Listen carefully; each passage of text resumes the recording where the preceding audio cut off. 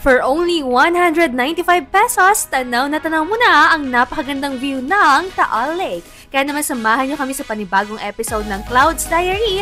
Dito lang yan sa Joaquim Lake Resort, Talisay, Batangas. Biyahe tayo ng 2 to 3 hours para makarating sa Talisay, Batangas. Alam nyo naman na every time na pumupunta kami sa Tagaytay, hindi talaga namin gaanong nakikita ng maayos at clear yung Taal Lake kasi may mga instances na sobrang foggy niya kaya naman talagang dinayo na namin itong Batangas para magkaroon tayo ng magandang view dahil balita ko napakaganda nga daw dito sa Joaquim Lake Resort. Kaya tara, samahan nyo kami! Every vlogs ko nga maraming nagtatanong kung paano nga ba yung commute pero hindi ko siya masasagot dahil naka-motorcycle kami kapag umaalis o nagta-travel.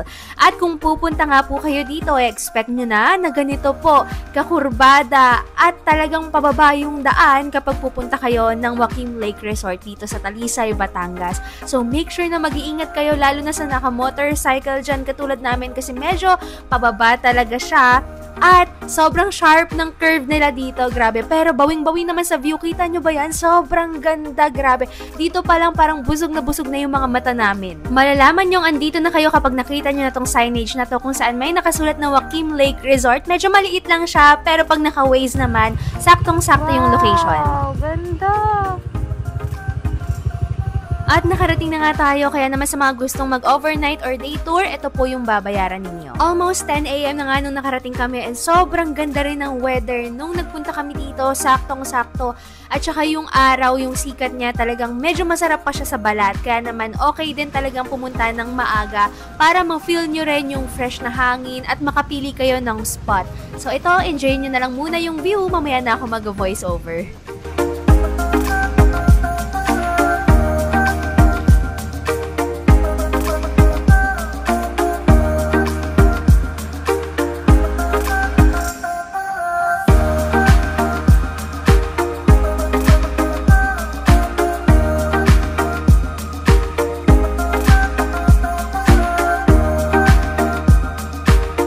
Pupunta kayo dito, mas maganda na magdala kayo ng sarili nyong picnic mat or camping tent kasi pwedeng mag-overnight dito.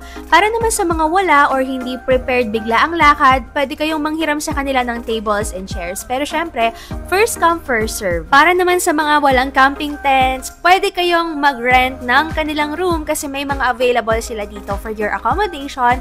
And ito, i-take note nyo lang, magdala kayo ng sarili nyong pagkain kasi medyo malayo yung bilihan dito.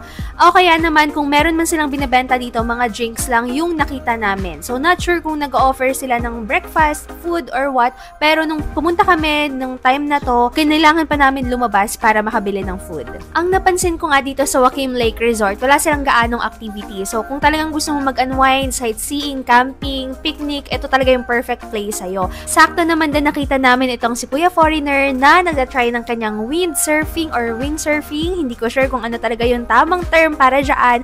Pero mukhang nag-enjoy naman siya. Okay, sobrang ganda ng view dito. Talagang makakalimutan mo yung mga problema mo.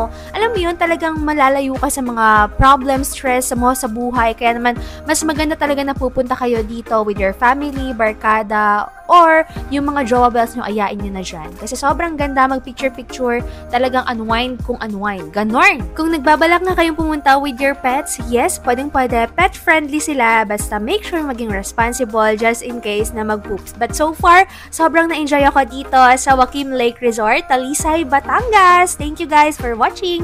Bye!